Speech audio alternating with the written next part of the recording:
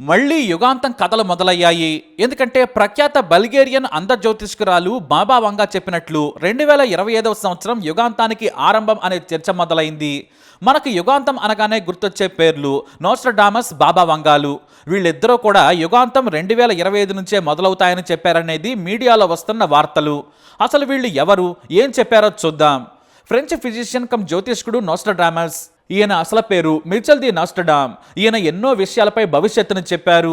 మరీ ముఖ్యంగా భూమి అంతం, మనుషులకు వచ్చే కష్టాలు, రోగాల గురించి ఓ పుస్తకాన్ని పబ్లిష్ చేశారు.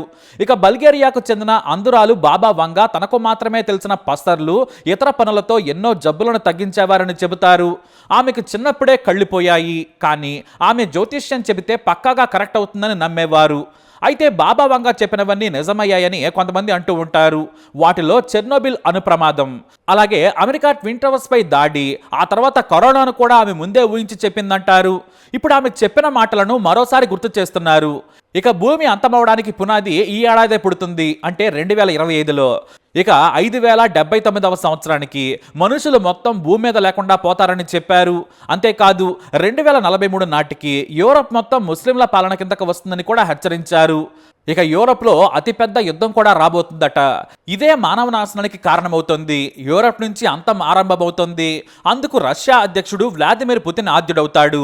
ఆయనే ప్రపంచ చక్రవర్తి అవుతాడనేది బాబా వంగా చెప్పే భవిష్యవాణి. ఎందుకంటే 2076 నాటికి మళ్ళీ రష్యా నుంచి కమ్యూనిజం మొదలవుతుందని చెప్పారామె. ఇక మరో ఆసక్తికరమైన విషయం ఏమిటంటే 2025లోనే ఏలియన్స్ భూమిపై మనుషులను కాంటాక్ట్ అవుతారు. వారి ప్రభావం కూడా మనుషులపై, భూమిపై ఉంటుందని హెచ్చరిస్తున్నారు బాబా వంగా. అయితే ఇవే ప్రిడిక్షన్స్ ని నోస్ట్రడామస్ కూడా చేశారని చెప్పొచ్చు. 2025లో యూరోప్లో అతిపెద్ద యుద్ధం మొదలవుతుంది. అదే ప్రపంచ పతనానికి కారణమవుతుందని హెచ్చరించారు. ఇటు బాబా వంగా ఏలియన్స్ తో పాటు మనుషులకు సరికొత్త ఎనర్జీ సోర్స్ కూడా దొరుకుతుందని చెప్పారు. కానీ నోస్ట్రడామస్ మాత్రం చాలా దారుణమైన, హేయమైన యుద్ధాలు మొదలవుతాయి, గతంలో వచ్చిన నయం కాలేని జబ్బులు భూమండలాన్ని చుట్టుముడతాయని హెచ్చరించారు నోస్ట్రడామస్. ఇక బాబా వంగా అయితే ప్రకృతి మనిషిని దెబ్బతీస్తుంది, కరువు కూడా వస్తుంది, అడవులకు నిప్పులంటుకుని నాశనం అవడం 2025 నుంచి మొదలవుతుందని చెప్పారు. మనుషుల అవయవాలను ల్యాబుల్లో తయారు చేస్తారు, మనిషి జీవితకాలం పెరుగుతుంది. అదే సమయంలో మనుషుల ఆర్గాన్స్ దొరకని పరిస్థితి కూడా ఏర్పడుతుందని హెచ్చరించారు బాబా వంగా. మరి వీటిని నమ్మొచ్చా అంటే ఖచ్చితంగా అంటారు. ఎందుకంటే సరిగ్గా బాబా వంగా నోస్ట్రడామస్ చెప్పినట్లే రెండో ప్రపంచ యుద్ధం జరిగింది. వాళ్ళు చెప్పినట్టే సోవియట్ యూనియన్ కుప్పకూలింది. 1986లో చెర్నోబిల్ ప్రమాదం జరిగింది. స్టాలిన్ మరణం అయితే ఖచ్చితంగా చెప్పారు బాబా వంగా. ఆ తర్వాత సెప్టెంబర్ 11 అటాక్స్ తో పాటు 2004 సునామీ, 1985 భూకంపాలను ఎక్స్పెక్ట్ చేసిన మాట వాస్తవమే. ఖచ్చితంగా ఎలానే జరుగుతుందని ఆమె చెప్పలేదు, కానీ వాటి ప్రమాదాలను ముందే చెప్పారు. దీంతో ఆమె చెప్పిందే జరిగిందని, ఇప్పుడు యుగాంతానికి కూడా వచ్చే ఏడాది నాంది పలుకుతుందని, 2025 మనిషి పతనానికి మొదలు అని చెబుతున్నారు. అంతేకాదు నోస్ట్రడామస్ అయితే 2025 నుంచి మనిషికి మనిషి శత్రువు కాదు, అంతకంటే విచిత్రమైన జబ్బులు మనిషిని చంపుతాయని హెచ్చరించారు. అంటే మనం మరో పాండమిక్ ను చూడబోతున్నామని చెప్పారు ఆయన.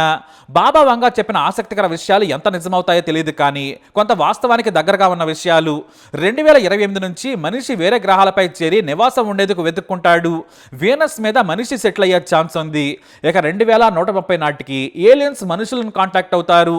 3797వ సంవత్సరానికి భూమి మీద మనిషికి ఏమీ మిగలదు, మొత్తం మనుషులు వేరే గ్రహానికి వెళ్ళిపోతారని కూడా చెప్పారు బాబా వంగా. అయితే బాబా వంగా చెప్పినట్లు యుగాంతం అవుతుందా అంటే మాత్రం కానే కాదు. ఎందుకంటే మనిషి యుద్ధం చేసే పరిస్థితుల్లో లేడనేది వాస్తవం. మనిషి శక్తి పెరిగింది, యుద్ధం వినాశనానికి కారణమవుతోంది. ఉక్రెయిన్, రష్యా, ఇజ్రాయెల్ యుద్ధాలు ముగిసిపోతాయనడంలో సందేహమే లేదు. యూరప్లో మరో యుద్ధం రాదు. ఎందుకంటే రష్యా యుద్ధం మొదలుపెట్టింది, కానీ ఎలా ముగించాలో తెలియక తలలో పట్టుకుంది. ఇటు ఇజ్రాయెల్ కూడా అంతే. కాబట్టి యుద్ధాలు రావు. ఇక ఏలియన్స్ 2025లో కాంటాక్ట్లోకి వస్తారనుకోవడం శుద్ధ అబద్ధం.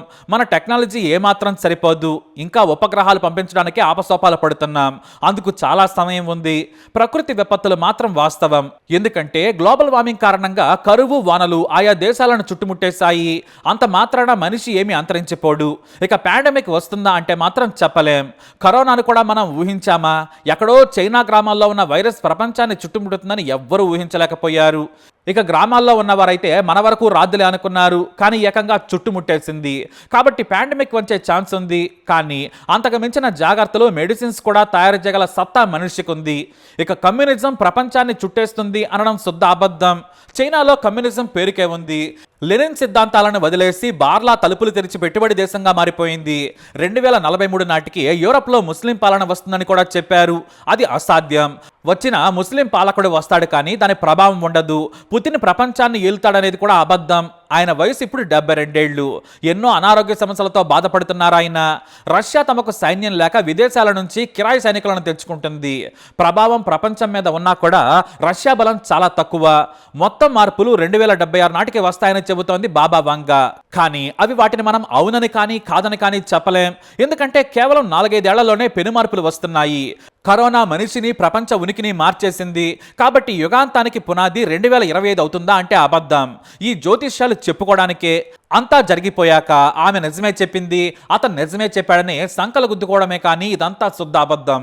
వాతావరణ మార్పులు, కొత్త వైరస్లు, బ్యాక్టీరియాలు, రోగాలు మాత్రం ఖచ్చితంగా మనిషిని దెబ్బతీస్తాయని సైంటిస్టులు నేటికి తలబాదుకొని చెబుతున్నారు.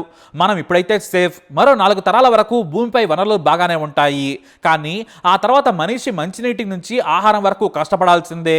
ఇక ఏలియన్స్తో సావాసం అంటారా? మనం చెప్పలేనిది. మనకంటే వాళ్ళు ముందున్నారా, లేదంటే గ్రహాంతరవాసి మన వెనుకబడి ఉన్నాడా అనేది తెలియదు. ఇక ఏలియన్ ఆకారం ఎలా ఉంది, ఎలా కాంటాక్ట్ అవుతామో ఊహించడం కష్టం. కానీ ఈ అనంత విశ్వంలో ఏదో ఒక గ్రహం మీదో లేదంటే వింతైన ప్రాంతంలో మాత్రం తెలివైన జీవి ఉండడానికి మాత్రం స్కోప్ ఉంది. కానీ ఈ యుగాంతాలు, జ్యోతిష్యాలు మాత్రం ఉత్తవే. ఏదో మీడియాలో హడావిడి, అలాగే జనాలకు ఎంటర్టైన్మెంట్కి మాత్రమే పనికొస్తాయి. ప్రతి ఒక్కటి నిజమైతే ఏమాత్రం కాదు. మరి మీరేమంటారు? మీ అభిప్రాయాన్ని కమెంట్ ద్వారా తెలియజేయండి. ఈ వీడియో అప్డేట్స్ కోసం మై ఛానల్ ఫాలో అవ్వండి, అలాగే తప్పకుండా సబ్స్క్రైబ్ చేసుకోండి.